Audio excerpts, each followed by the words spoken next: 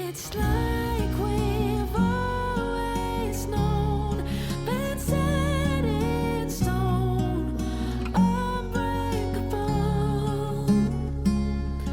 It's like I've always dreamed, true harmony, unmistakable, unmistakable. Hey guys, and welcome back to the House of H.E.R. I'm Holly, And I'm Molly. and this is episode 2.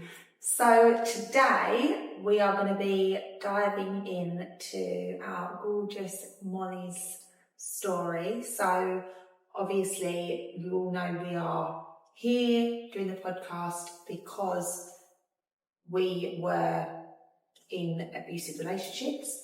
And I know you are all really wanting to know. I know we've spoken little bits. If you follow us on social media, you would have seen. But today we're going to go into The tea.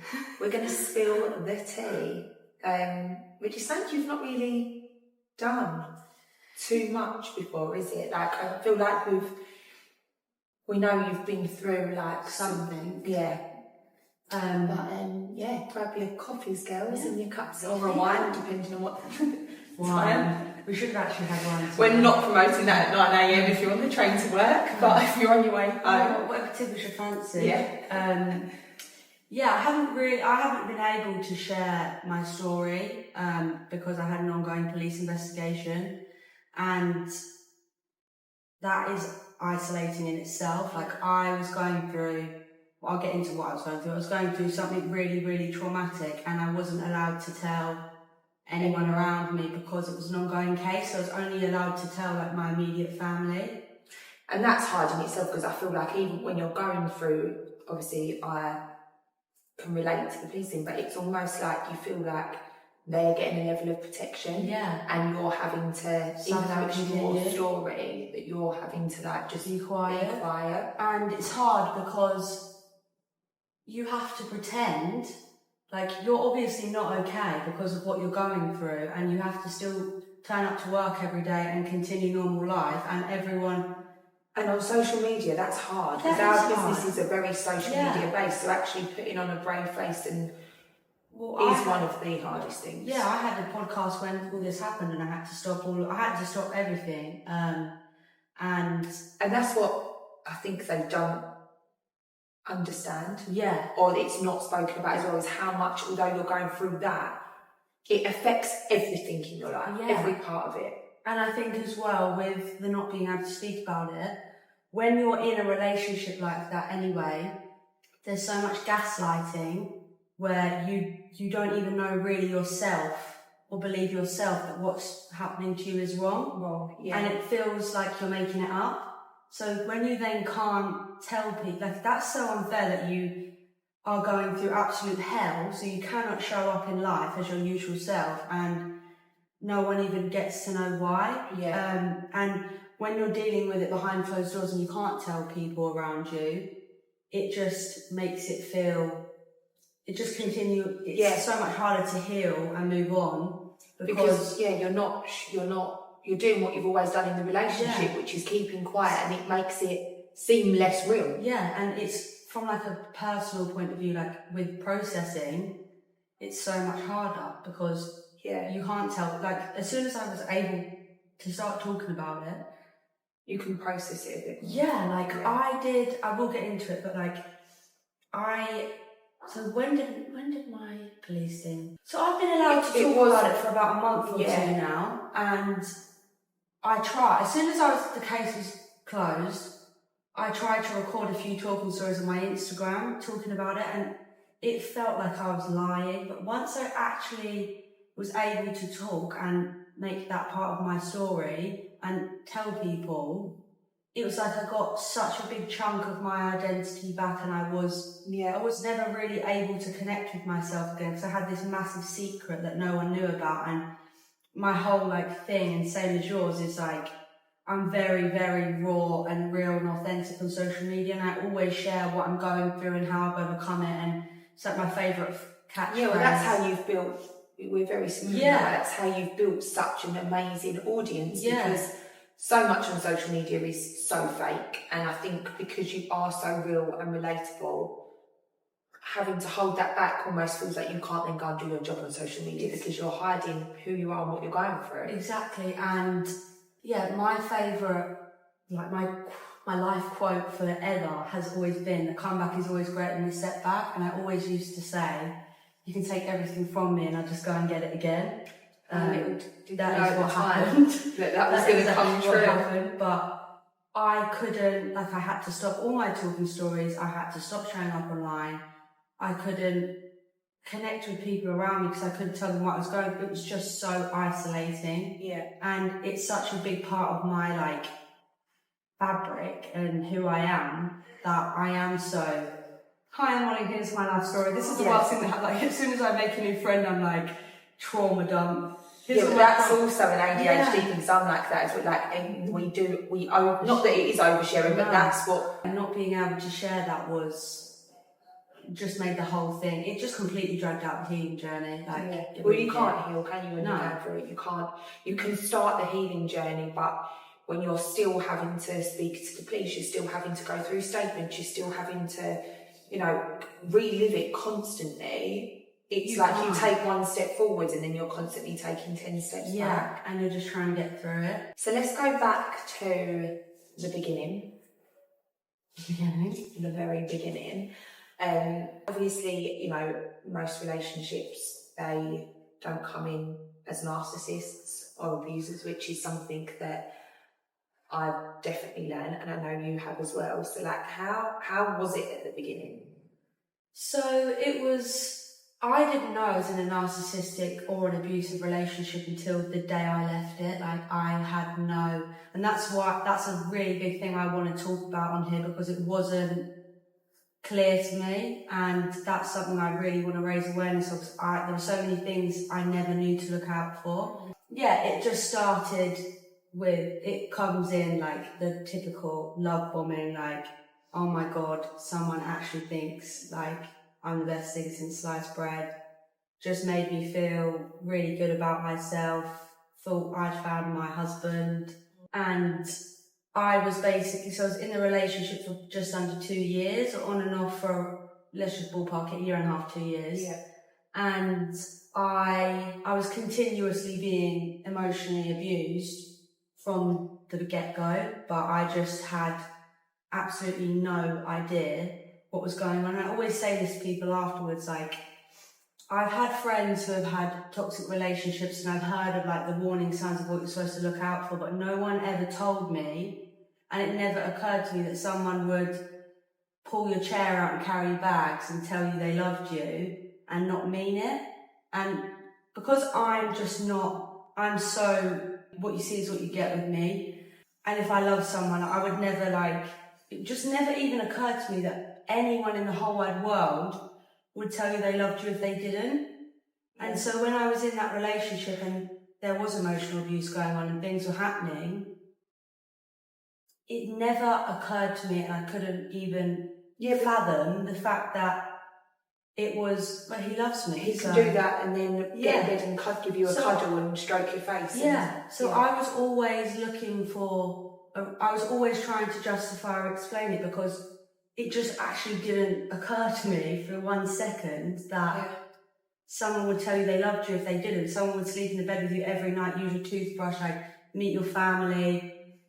I've never ever heard of that before. I didn't know that was a thing. Like, I know that you can have abusive relationships and boys can be horrible to their girlfriends and stuff, but I didn't know that boys can be really, really nice to you and treat you like the most precious thing in the world, and actually having an ulterior motive the entire time and bring you down. I think that's why, for me, that's why the impact of what happened was so big, and why he was able, because if someone told me, you can't go out on the weekend, don't wear this, don't wear that, or you can't have boy mates, I would tell them to F off. Well, that's what that's what I think we go into thinking, that's what abuse is. Yeah. That person, they're going to tell you can't do this and they're going to tell you can't do that, but actually, a lot of the time, the worst are the ones that don't. Yeah. So there's two different types of narcissists that I'm aware of, and it's a typical narcissist or a covert narcissist. And I was with a covert narcissist, and the abuse that I went through, financial abuse, emotional abuse, like coercive control, all of that fun stuff. But it was like, it wasn't you can't go out on Saturday. It was, I'm going to make your life so difficult all day Saturday that by the time, not to. yeah, and it just became, it wasn't a dark, and that's the thing with victim shaming as well. People are like, oh, well, why did you put up with that? Like when I tell people this happened to me, that happened to me, I know in the back of their heads they're thinking, well, you shouldn't have stayed, you should have left him if he was doing that. But I truly, truly believed that this man really loved me. He was my soulmate. He was helping me and looking after me, and everything he was doing was for my own good. But the impacts, I will get into different things, but the impacts of like me at the start versus me at the end was by the end of the relationship, I was having panic attacks every week. He'd quit his job, and I was paying for him and myself. He'd taken over a few of my businesses. I'd shut one of my businesses down. I couldn't drive a car without having a panic attack, so he got to drive it everywhere. I wasn't allowed to have boy mates. I was isolated from everyone who cared about me. All my friends, even my own family, I was isolated from. But I really thought that if you'd met me before versus after, it's like two completely different people. I was so full of life and had such high self-esteem and self-worth, always confident, always posting pictures of myself on holiday, and I've never ever been an insecure person. Like I remember being such a young girl and going to sleepovers and girls would be like, oh, I'm fat or I'm this, and I'd think, I think I'm great. Like it wasn't that I was. But it's a lot of the time you're not weak. They don't go. They go. Yeah, I truly like. If someone had ever said to me, I'm so passionate and strong on my values, so I just never ever thought for a million years something like that could happen to me. And when it was happening to me, had I heard something like this, I still wouldn't have thought that was me. I wouldn't have related to that at all. But it's like even what I said to you the other day with my dad. So I've been dating someone new recently. Well, I've been dating, and I was seeing someone recently. I'm still single. I was seeing someone recently, and he was really nice and really liked him. Was telling my dad about him, and my dad said, "Oh, so is he good with all your problems?" And I said, "What do you mean, all my problems?" And he said, "Well, I don't think you have any problems, but all you used to say about your last boyfriend was how you had this wrong with you and that wrong with you, and you were difficult, and he was helping you with all your issues." And I'd almost forgotten that, but it was like a light bulb came on, and this man had convinced me that I had so many flaws and was just, even in just pick up on anything, like if I had a bicker with a friend, had a bad day at work, it was constantly, see, like, told you this, like I'm not the only one to think. Yeah, he was using every experience of my life to reaffirm to me that I was the problem, there were things wrong with me, and he did it so well that I fully believed it. I fully thought he loved me and had my best interests at heart and was telling the truth, that I actually willingly went to my parents to tell them how awful I was and how lucky I was to have him that he would tolerate me. Like how amazing he was for putting up with me. And what I take away from that now is if you're in a relationship with someone and they make you feel like, if I could go back and look for a warning sign and tell myself back then, I would say to myself, because I've dated people since and they made me feel like I was the most amazing girl in the world. Everything I sort of believed about myself and I do now, like my confidence is, my self-worth is really high now. I think when you're with the right person, they will empower and embody that. If someone's ever trying to tell you, if you're not being the same person you was before, if you're not seeing friends, if someone's controlling you in any way, even if it's so subtle, or you're just not yourself anymore, or you're not feeling, the right person will make you feel like the best thing ever, and that there's nothing wrong with you. Yeah, and I think the flaws, we all have, I hate the word flaws because you don't necessarily see them as flaws, but I think the right person would love those bits about you even more, and make you feel they're almost like the cute parts of you, Yeah. or, you know, the bits like, and have a giggle about them, you know, Yeah. like if you're a messy person or an unorganised person, or you're a bit, you know, almost laugh at and embrace those parts Yeah. of you, whereas when you're in that type of relationship, they make you feel, they're magnified, and then you feel even more stressed, and, you know, and that's kind of how they work, is they just want to tear down every single part of you. But like throughout that relationship, I was just constantly trying to work on myself and be better, because there were so many flaws in me. And actually, what I realise now, and what makes me just like want to shake myself back then, is like, there's nothing wrong. I would do anything to go back in time and speak to her and say, like, there's nothing wrong with you. All this stuff that you think is a problem, there is nothing wrong with you. You're bloody great, like. Yeah. And the way I feel about myself now versus then, I think that's something I have really discovered. It's not about how they feel about you, because I thought he loved me and was obsessed with me. It's not about how you feel about them, it's about how they make you feel about yourself. And it's a reflection of them, a lot of the time, you know, a massive projection of them. These, I think what is a massive thing is they go for strong women, powerful, confident women, because at the time it's an ego boost for them that they can get someone, because these men are, you know, a real man would not have to beat someone down emotionally, physically, or in any way, financially or whatever, to make themselves feel better. But insecure men, because these narcissist abusers, they are always insecure men, so whatever they're portraying onto you is just a reflection of themselves. And I do believe that, you know, whether they're doing that emotionally, whether men are going out and cheating or accusing you of cheating, you know, I've had that everywhere you go.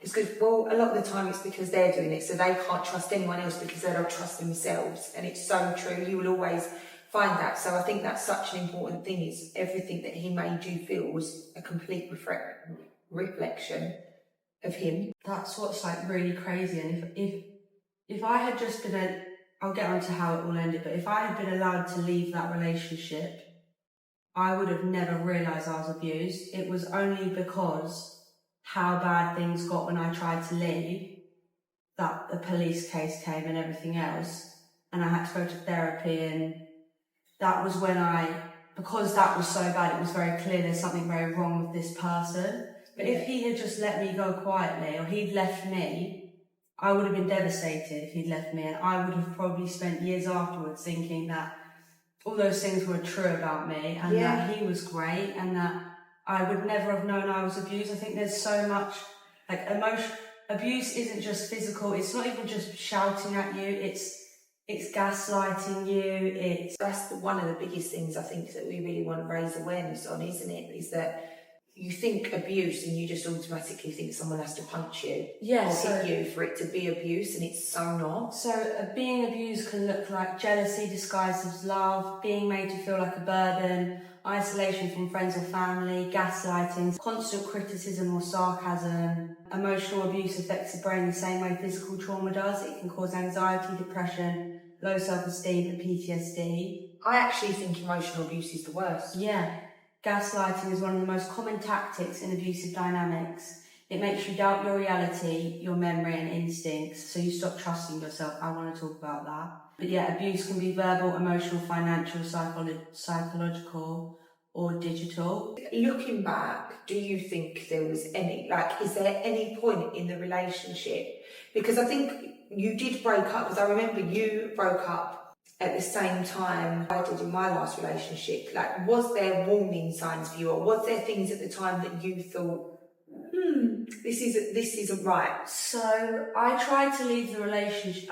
There was probably about 2 breakups before the final one, and the first one was, this is what he would do to me, this was the abuse, and I just did not know it was abuse. We could be talking about anything, like what I wanted to have in my sandwich, like anything, and he would just nitpick and argue with me until I got myself in such a tizzy. And he'd argue with me about anything constantly, but it wasn't like I wouldn't even know we were arguing. It was almost like he just would wind me up and challenge me on things until it would get to the point where I was actually having a panic attack and couldn't breathe. And the first warning sign, now looking back, was literally like within a week, because I was on holiday and he was calling me up and a bit like confused why I had boy mates. But I was always clear about, these are my boy mates, like, you can come out with them, this is a part of my life, this is who I am. Yeah. And yeah, I think the boy mates very quickly became an issue. I'd say for the first like beginning parts, I thought it was a fairy tale. I remember the very first thing that happened, and that's another thing, he knew who I was when he met me. I was bubbly, I was loud, I used to go out, I had boy mates, like, I was who I was. If you ever find yourself in a relationship with someone who doesn't like things about you, then you're in the wrong relationship, because you don't meet someone and think, I don't like this, I want to change you, everything about you. If you know who someone is, you leave them be, and if that's not for you, then you walk away. Yeah. But yeah, I'd say, looking back now, it was, he would wind me up, or he'd be, even at home, like, I'd end up shouting at him, and I've never shouted at anyone in my life. I'm not an angry shouter. No. And my mum would hear me, and my mum would be like, you talk to him like crap, like why? My mum would tell me off, but my mum couldn't hear what he was whispering in my ear whilst he was doing that. And then when my mum's saying that to me, he's going, see, look how you speak to me, you're not a nice person, even your mum. But it was so much more subtle than that. So I'd say the boy mates thing quickly became a problem. The first like fallout was, he'd always challenged me a bit on the boy mates, and I was like, I don't even speak to them that much, like it's not a thing. And we sort of would put pins in it and stuff. And then the first time I was at his house, I was having the best, I was so happy, having the best time ever, sat on his sofa. I remember it's like it was yesterday. It makes me go, when I go back to those things, you do actually feel like my body goes into fight or flight, like I feel hot and shaky already. But I was in his house, eating ice cream on the sofa. I think we were watching Shrek. And one of my boy mates had said, oh, we're all going out on Saturday for so-and-so's birthday. All my other girl mates are going. Do you want to come? And I opened the message in front of him, and he just completely switched. I'd said he was invited, that they wanted to meet him. I'd been friends with him for years. There was no history with any of them. Like, and they'd been my friends for a really long time. They were really important to me, and he knew that. And yeah, he just completely, I don't know who, that's the scary part of it. It was like someone I've never met in my life was stood in front of me, and it wasn't him. It just was someone else. He wasn't shouting at me or anything. Well, he kind of was. He was a little bit, but he just completely flipped. He was really, really horrible. I can't really remember, but just like trying to slut shame me a bit and really villainise me for wanting to go, and how he wasn't comfortable with that, and why would he want to go to that, and they're this and they're that, and your friends are horrible and blah blah. He then kicked me out of the house, and he didn't talk to me for 2 days. And you know what, that part, the silencing, I have since, because I had a lot of that, but I spoke to Stonewalling. Angela, and you know, silence, and they say it with children as well, is one of the biggest forms when silent treatment. Yeah. When someone gives you silent treatment, because I was actually talking to Angela about it with children and stuff, and they say it is one of the biggest, because it puts you in that fight and flight mode instantly when someone gives you silent treatment, because it's nervous, anxious energy straight away. And you don't know what. So he basically kicked me out the house, didn't speak to me for 2 days. I think we ended up breaking up, because I was like, I'm not going to tolerate that. We ended up breaking up. I still went out that night, and I don't really remember how, but we got back together. And that was sort of, the first warning sign. Then I ended up breaking up with him again on around my birthday, because so it was lovely, it was great. We'd sort of covered the boy mates thing. I think he was just slowly wearing me down, and I just thought, oh, he's insecure. Like, he really loves me. He's really kind. Everyone thinks he's the nicest person in the world. He's a good, nice person. He's just insecure. He has issues. I'm not perfect, because he's already highlighted everything that's wrong with me. So I should forgive his flaws and help him work through them. That's what I thought. I should respect his boundaries, blah, blah, blah. So that was going on in the background, whatever else. And then there was one time we were in Centerparks with all my family for my birthday, and at this point I was starting to have panic attacks more often. And what really stood out for me was when I was I would be sat there. This was a really big, something's not right here, that was playing in my mind, because I would be sat in front of this person who loved me more than anyone's ever loved me, and made me feel like $1 million, and just made me feel so special in every capacity. And I'd be sat in front of this person, whole body shaking, sobbing, and unable to breathe, gasping for air because I was having such a severe panic attack. And he would be sat across from me with that didn't cause him any stress. And he would be sat there continuing, keep making his point when we're arguing over something so it's not like I've done something wrong and I've done something wrong to him and he's annoyed. It's like we're having a debate about politics, or what happened last weekend. It's not stuff that he's really passionate about. He would just do it to me over anything. And I started to communicate to him that that's a red flag to me. I don't like the fact that you can see me in physical distress. I couldn't see my worst enemy in physical distress and carry on. Yeah. And then, we were in Centerparks for my birthday. Anyone who knows me knows I love Centerparks so much.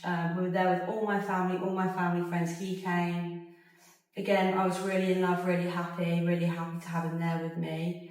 And I unfortunately got the flu whilst we was there, so I couldn't join in on stuff. So I was already a bit fluey and in bed and feeling really sad to be missing out on Centerparks. And I remember one day, I was just so ill. And I remember one day him coming back to the lodge where all my family, they weren't there in that moment, but that's where my family was staying. My family paid him to be there.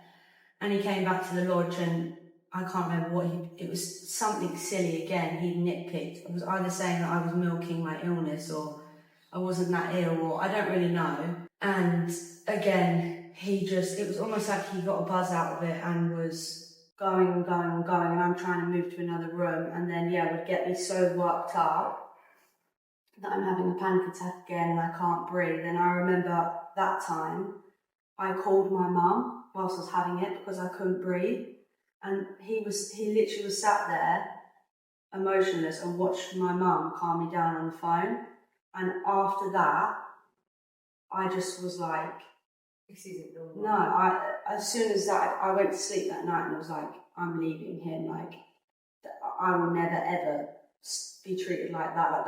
That is just inhumane. Yeah, because in relationships as well, it is normal to not normal to upset someone, but it happens. People that are in long-term relationships, even in good relationships that we've both had, I'm sure at some point you have debates, you have arguments, you do disagree. That's human, it's normal. But if you ever upset someone to the point, It's just watching that they're sitting there in a state, gasping for air. a lot before that, but especially if someone was in that state, you would stop, calm the situation down.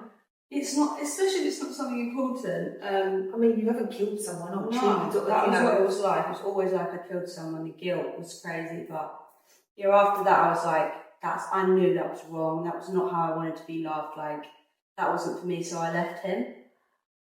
And he would be so nice when I'd leave him.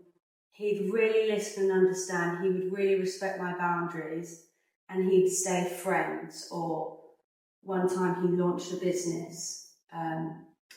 He would keep himself in my life as a friend and always be a supportive ear, and would slowly reel his way back in that way and say, yeah, do you know what, he'd fake cry and say, I can't believe I hurt you like that, I would never want to hurt you. Everything that you needed at the time when he was upsetting you. Would say he understood and then slowly, as we break up, I'd start to think, I'd even say to people, why did you break up with your boyfriend? And say, oh, he treated me amazingly, he did all this great stuff, he was perfect, blah, blah, blah, but I don't think he supported me emotionally enough. And people would always say to me, no one's perfect, and eventually I'd start to think, no one's ever made me feel that way before, no one's ever cared about me as much as he did, maybe he is, and I'd go back, and it was just all very, very subtle. I couldn't see any of it going on. Like from that point, it was he would give me less panic attacks for a while, and sometimes he'd pretend to care, and then the abuse would take a different form. Like Yeah, well, it's all, once you go back into it, it's like at the beginning, they can put on these personas, but no one can keep up and act forever. You No. get someone's true colours, and it's so more, which is why people do go back, is the love bombing starts, that I'm sorry, is because I think sometimes, do they believe that they can be different? Probably in their fucked up heads, they believe that they can be someone who's not like that. I don't know, but the true colours always come out. No one can keep up Yeah. forever, which is what happens. that is what it was like. It was like he sort of figured out, okay, well, I know that when she has panic attacks and I'm horrible to her, she leaves me, so we can't get away with that as much. It would just turn into, I'm going to be really controlling about where she goes, what she posts. And even within the first week of me and him talking, I was on holiday. He didn't have social media. And I was sending him pictures of me on holiday and I was posting on my Instagram. I can remember when I got back, showing him my Instagram or something, and he was like, oh, I thought they were just for me. You posted them. And he started to reaffirm the belief in the back of my head that the only reason I would be posting on Instagram was for male attention. I literally didn't. That was the last time I posted a picture of myself on Instagram for about, like, on my personal account, a picture of me looking nice on my own. That was a lot, and I've been doing that since Instagram was a thing. That was the last time I posted a picture of myself looking nice on Instagram for the whole time I knew him. He just made me think that those things were really vain and blah, blah, blah, and he just convinced me of all of that.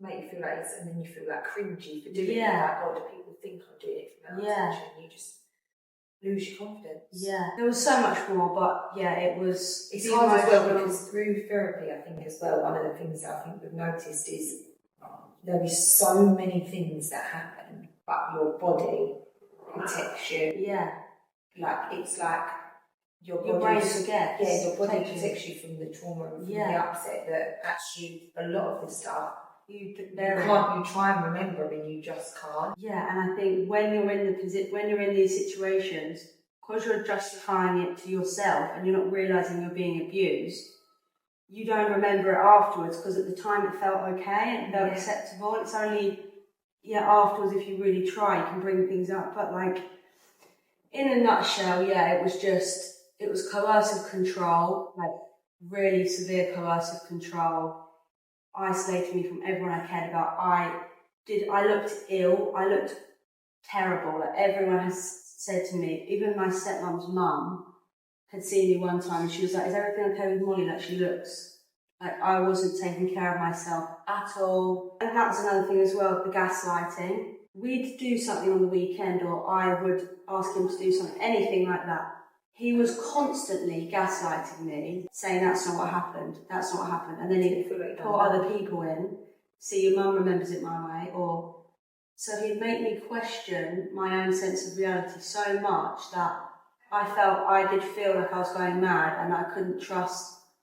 By the end of it, I felt like I was ill, there was so much wrong with me, he was helping me, and I couldn't trust my sense of reality anymore, I had to trust his. It's like they create this false, because if I go away and talk to some of the things he would do to me, to my friends, my family, I'd know it was wrong. But then when I get back in his company, we're back in the false reality of actually it's okay because of X, Y, Z. Yeah. So there's a lot of gaslighting and financial and everything else in the business, and I don't even really think I need to go too much more into the relationship itself. I think I'll just go to the breakup now, do you think? Yeah, I mean, you probably won't be able to. Oh, there was a fun situation as well, actually. I will go on. I'll tell that one story. This was another time after we'd broken up. We'd broke up for a long time this time, and he'd started a business.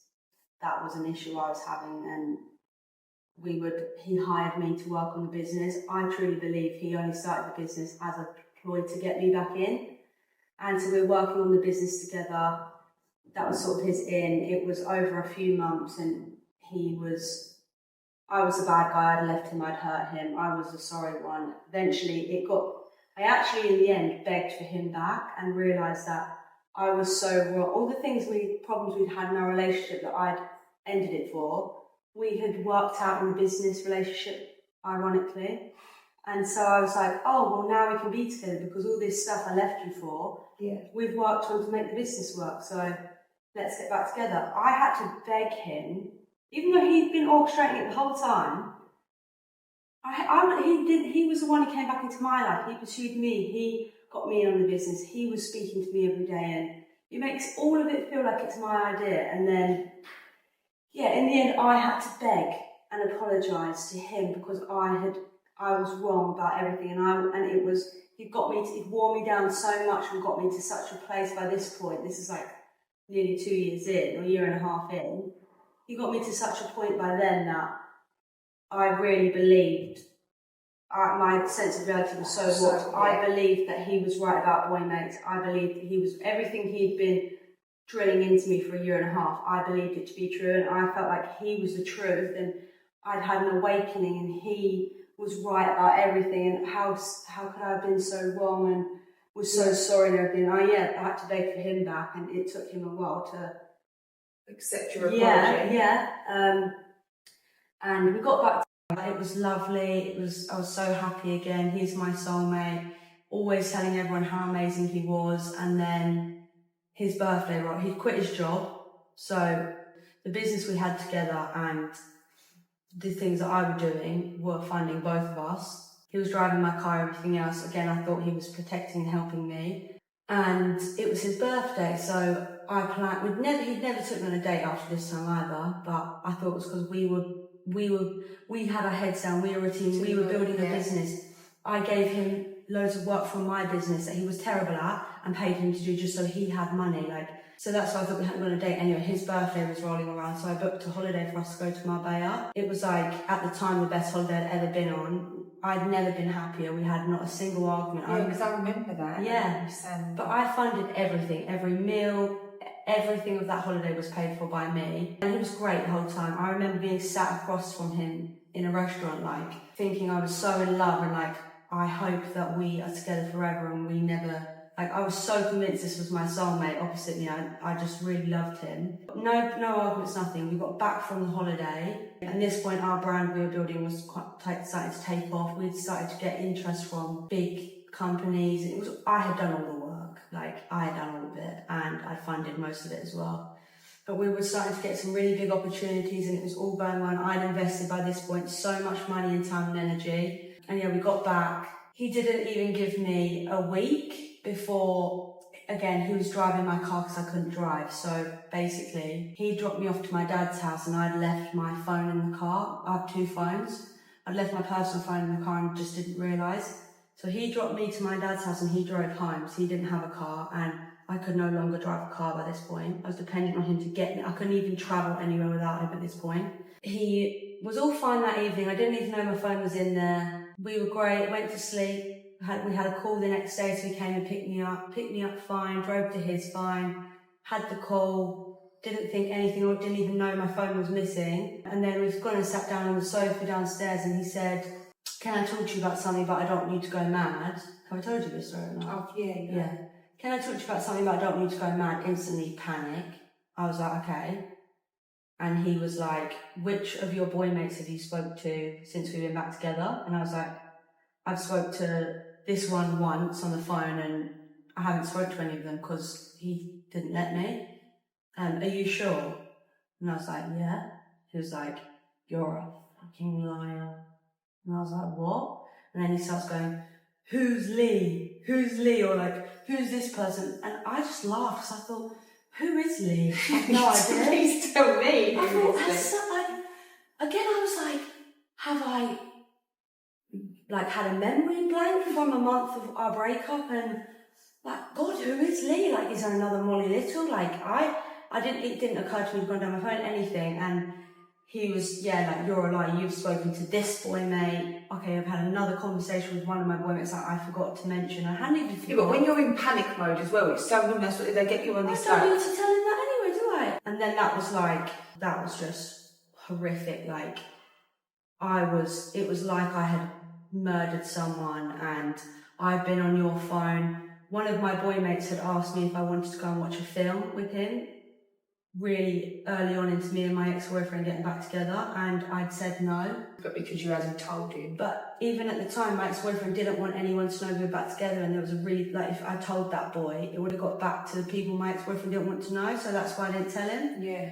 And that boy was only ever my friend anyway, and that was one thing. But that was as if he actually went and called that boy as well, and that was as if I'd killed someone. Then I'd had a conversation with a boy I'd been friends with years ago when we'd broken up, a catch up, like, oh hey, how have you been doing? That was it. And basically the boy in question, Lee, me and my friend Millie were friendly with him, and we'd been out posting stories, and he'd messaged, oh, miss you girls or something. And then at the end of the night, he texted me, did you get home okay? So my ex-boyfriend obviously thought I'd been out with him. Right. That was probably one of the worst experiences of my life. Like, I knew it was being crazy. Like, you shouldn't have gone out. You found nothing on it. You should be we were broken up for 3 months. Yeah. Like, I didn't even go on a date. Like, but it's because they haven't. They have to find something, don't they, to make... I was like, you're actually nuts. Like, how can you... Like, you've lost your head. In fact, he's gone down the phone. Yeah, I knew that was like, nah, sorry, I'm not even... tried to speak with him. It was just not... It was horrible. Went on for an hour, and then I was like, I'm going to go because this is actually intolerable, and like, you're treating me like I've killed someone. I know I've not done anything wrong because I'm not a bad person. Yeah. Ended up leaving. I said to him, if you want to have a grown-up adult conversation calmly, we can, but he wouldn't. Left, got home, texted in a voice note or whatever, like with my point, and then all of a sudden my messages stopped delivering, and I just panicked. So we had just had the best holiday. Like, I was so happy and in love. Like, really, that was the most happy and in love I'd been the whole time. Like, I was so dependent on him by this point for everything. And we'd just had the best time, and I was so happy. The thought that could be taken away. But that is, I feel that like is that is the abuse. cycle, and it's almost like a game. And it's so hard to believe that can be a game. But that is exactly what they do. It's like they build you up so high, and they are the only one. Then when they crash you, you become so dependent because they are the only person that can take you back to that high level. So it's that constant cycle, and that is what we are going to cover later on. But that is the big part of you. The biggest part, which neither of us understood. No. But yeah, so I left. I realised my things weren't going through. Called him on my mum's phone, blocked.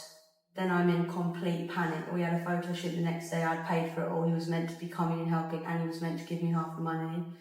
I was petrified. I felt like I was going to die. I was so, like, my body was incomplete, because by this point I'd been in like 2 years of this cycle of... Yeah.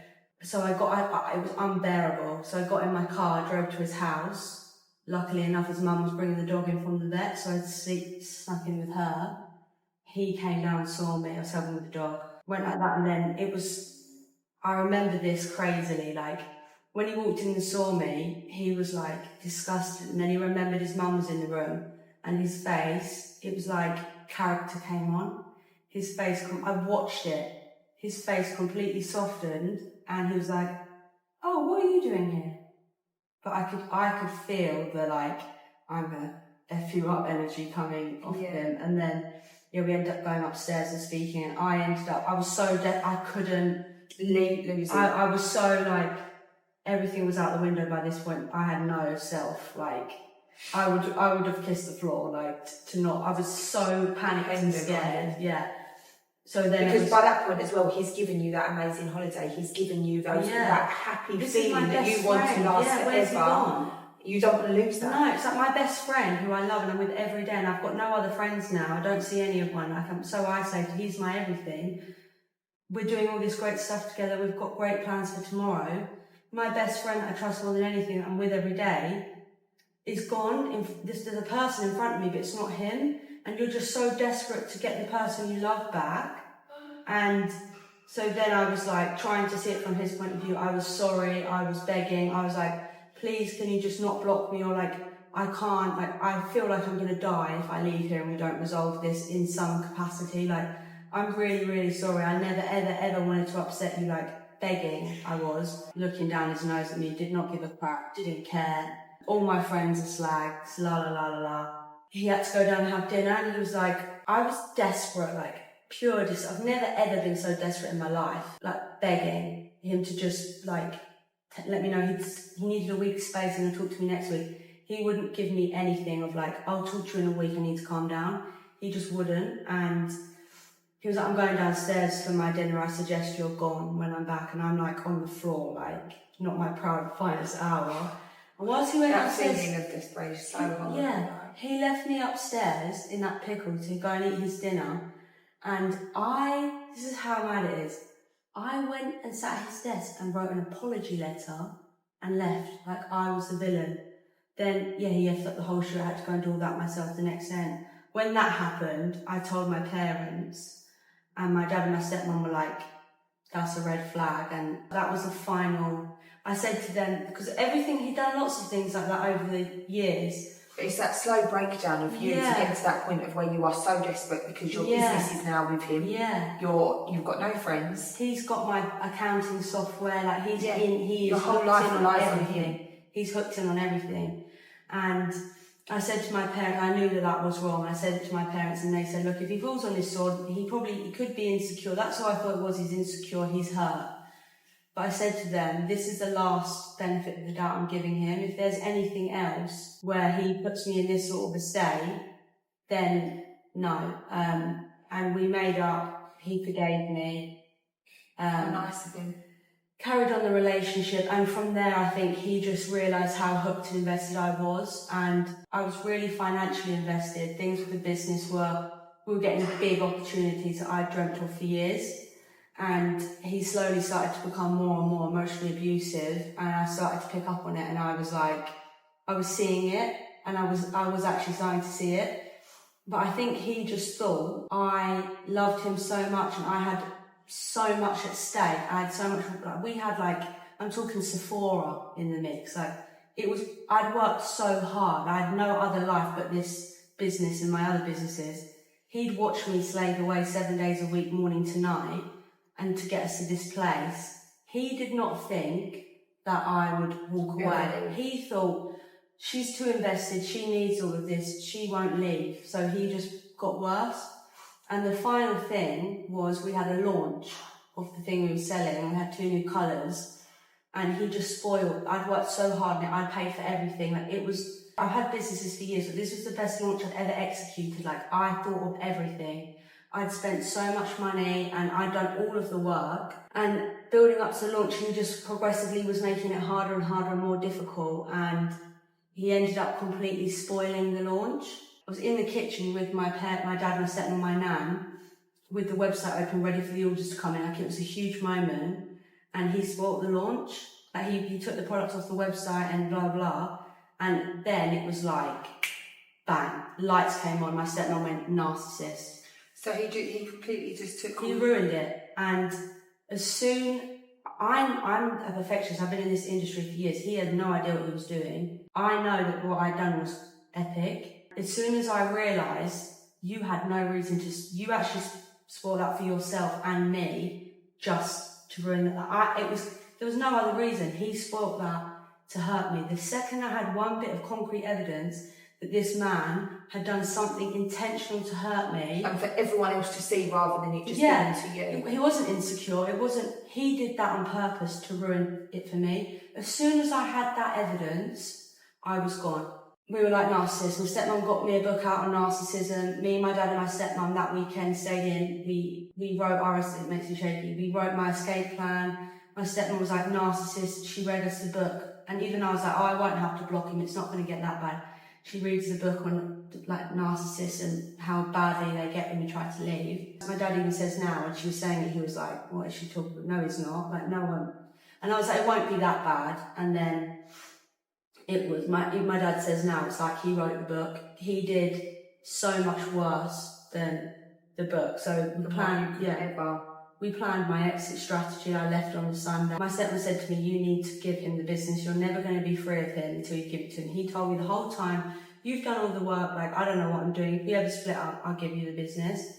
I was pretty confident he would give it to me, but my stepmom was like, even if he does, he'll always be involved. Yeah. You have to give it to him. I was so annoyed by that, but I spent the weekend licking my wounds like, I've just got to give it to him. If I want to ever get away from this man, I need to give it to him. So I accepted that. Left him on the Sunday. He played was vile to me. While I'm keeping the business, I said he just underestimated me every step of the way. He never thought I'd leave. When I did leave, he thought I'd want to fight for the business. I said he could have it. Like, every single thing he was trying to say on the phone, he started saying nasty things to me, but I'd read the book by this point. And when he was being horrible to me and telling me how awful I was, I'd say, thank you, because you're making me realise how much I shouldn't be with you. If that's how you feel about me, and actually I don't want someone who makes me feel that way about myself. And that's the worst thing, is that they then, everything unravels because he's not getting the reaction that he wants. And basically, from the day I left the relationship, it was just constant harassment. Even on the first day I left, I was home alone at my dad's house and I called them in a tizzy. He was frightening me. Because even on the phone, it was a realisation of like this. I was so scared to talk to him on the phone. I was so scared the person I loved would answer. I felt like it. And then you're back in there. Yeah, I knew I was never going back. But I was so scared that the lovely boy that I'd been on holiday with, that I loved so much, would answer the phone and I'd have to break up with him. It was like there was two versions. And the lovely boy never ever answered the phone again. I'd be on the phone to him and I'm crying and saying, you're scaring me. And I could hear it was like he was reveling in that. And it was petrifying to have spent, it was so traumatic in my brain to have spent 2 years with someone thinking they loved me and trusting them and like sharing a toothbrush with them. And I'm begging this person to leave me alone. I'm telling them they're frightening me and they are calling me more. And it's like that realisation that everything I thought was false, and I was frightened because I did not know who this person, the way he changed once what he'd done up like with the stuff was a complete, it was like everything that you would have, like even when we were together and I'd never seen this person, any breakup, anything, it was a totally different person on the phone, and yet it just became harassment. It showed his true colours to everybody. But it just became harassment. And then even on that first day I rang my dad crying, and was like, I feel like he's in the house. Like I felt so scared for my life from the day I broke up with him, because he just was relentless. He didn't care that I was scared. He wasn't being horrible to me. He was just, what he was saying was insane. And he kept telling me, I'm not going to kill you. I'm not going to kill you. And I never said, you're going to kill me. It just was. But yeah, so he was harassing me, but he was so calculated that he was calling my mum before, and my mum thought it was nice. He was calling mum. He'd call me and get me in a tizzy about XYZ or the business, and then call my mum and really trigger me, so I'm an emotional wreck, but then call my mum like, hi Kerry, I'm just a bit worried about Mollie. Can you give her a call and see if she's okay and just let her know this? When he'd rang me a minute before and he knew that I would hate what he told her to tell me. Yeah. And so my mum's hearing him all calm and collected on the phone, and she's had him in her house for years and trusted him and thought he loved me. And then she's answering the phone to me and I'm just an absolute state screaming blue murder. He's this, he's that. And she's obviously thinks I've lost my mind. That went on for weeks. And then when he finally realised I was not going to speak to him anymore and he weren't getting his way, he weren't getting back in, and I blocked him, he hacked.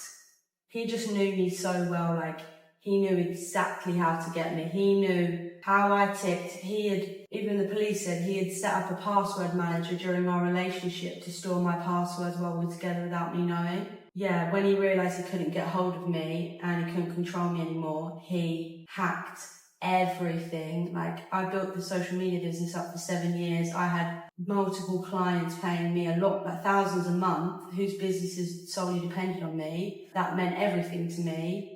I'd had courses I'd written, like even my phone cases. Since I was like a little girl, your whole life, yeah, your livelihood.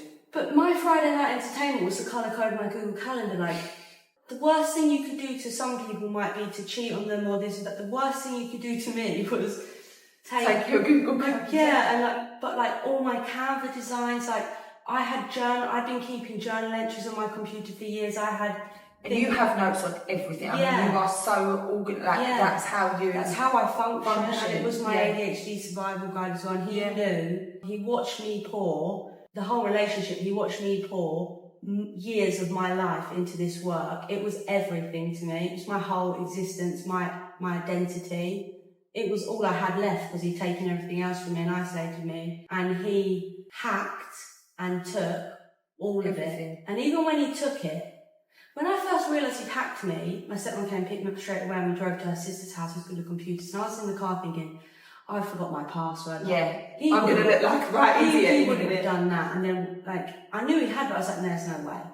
We got there and we watched him take everything. Me, my stepmom and her sister, my auntie, we sat at the computer for hours just watching him take more and more. My phone, I couldn't use it because it was the Password iPhone reset 6-digit thing. I couldn't actually go on my phone. He was no caller IDing me off new numbers. And then basically that night we just watched him take everything, all my work. My clients were being emailed. My stepmom obviously called the police, reported it the next day. And even once he'd logged in and taken everything, it didn't cross my mind for a second he would delete my life's work.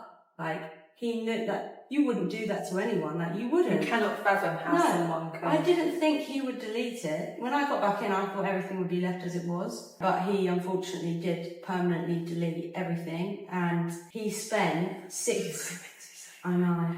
He spent 6 days solid. Like, I couldn't... This was the worst part, and it got so bad. This was a while in. I'd broken up with him for about a month by this time too. So I was already losing my complete marbles because he'd been harassing me for so long, and my friends and stuff. Yeah, you live in that state of what next? Yeah. And then once the hacking had begun, I had nothing to distract me, and I'd reported it to the police, but I couldn't. It wasn't just my work. It was people who I've worked with for years. It was all my clients. I worked for like software development companies in London. How do I call them up and say, oh, hi, my ex hacked me? It doesn't look good for me. However, it just doesn't. On those 6 days, they were for the worst 6 days of my life. I was so unwell in the head. I wasn't sleeping. I was having night terrors that he was in my room. I wasn't able to sleep in a bed on my own. And every half an hour, it was another email of him taking this, him taking that. He eventually got into my iCloud, and that was the final. I couldn't sleep, I couldn't do anything because I couldn't let him take everything. It wasn't just my stuff.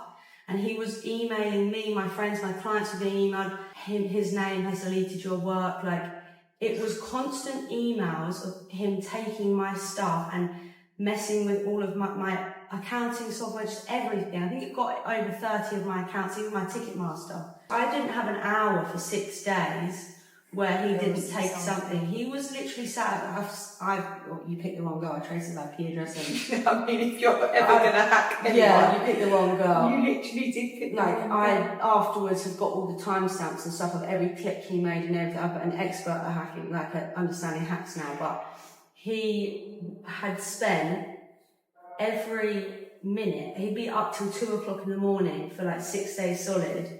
It wasn't like a quick hour burst of rage. It was 6 consecutive days of going through everything I've poured my life and soul into and permanently deleting it. Even the Canva stuff, he would have to put every individual file into the bin and then... My stepmom... Canva gave some of it back, and my stepmom spent 2 entire days just restoring things from the trash. Like, do you know how angry? Who the hell can be bothered? Yeah.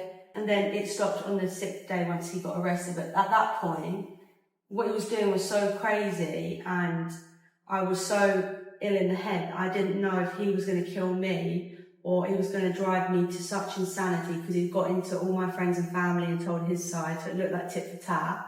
And not many people believed me or understood what he was doing, because it was no one else cares about a Google Calendar. Like, people didn't get it. It was so hard to explain, especially when I was losing my mind that But also, mentally. you are someone that does, like, even from what I know you as, you don't take a day off. I don't. You don't, even when you go on holiday. Yeah. Like, every time I speak to you, you are Working. doing work of some sort. Even if it's So, fun. and when you're going through hard times, That's you my distract yourself, and that's your coping mechanism, is to just throw yourself into work. He knew that. So to go through the hard time and then not have the distraction of your I had work, nothing. because he's taken the whole lot. Yeah, I had nothing. He'd already taken all my friends and everything else. Now I didn't even have work, and it just felt like it was never... I'd already begged him. I'd met up with him before he hacked me. I'd met up with him, like, I'd begged him to leave me alone. I'd tried to give him whatever he wanted. Like, I was so desperate for him to leave me alone before he even started hacking me.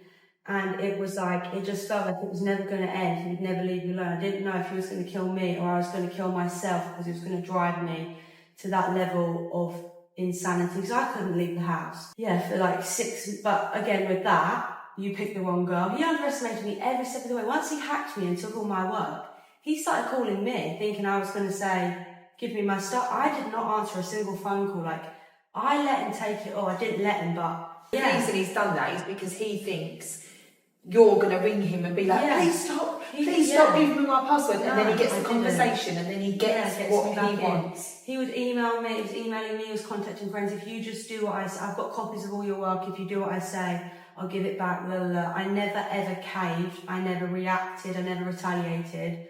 I kept my head high.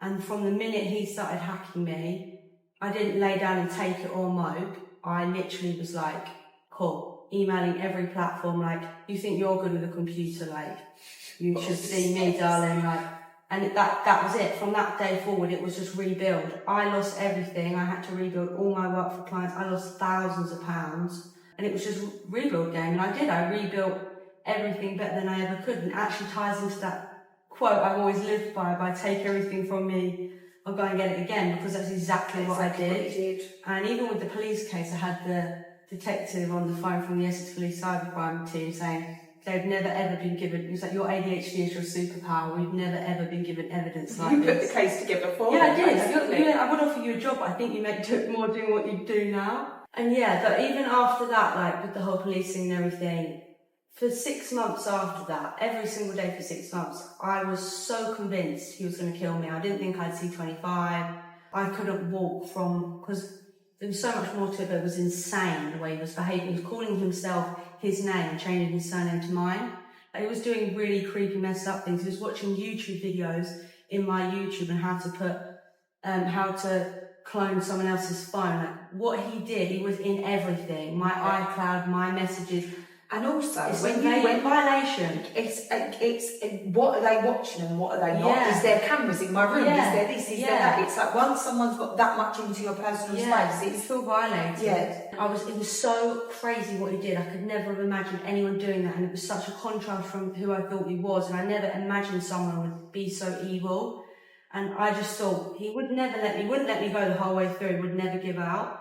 And I just couldn't see, I just thought he was going to kill me. I couldn't walk from my car to the front door for 6 months without thinking he was behind a bush. I spent every single day for 6 months in genuine fear of my life. Like, it took me ages to be able to sleep again, and like, even my mum said the first few times I couldn't drive anywhere, my mum thought he'd be following me. Even my mum said she found me asleep on the sofa once with a pair of scissors in my hands. Like, I was like completely paranoid and terrified for my life. But yeah, I guess when all that happened, pick the wrong girl, straight up, like, cool. As much as that was hard and everything, yes it was, but do your worst. Like, I did not lay down and take it. Yeah. I really didn't. I rebuilt. I kept my mouth shut. I put my head down. I built the police case.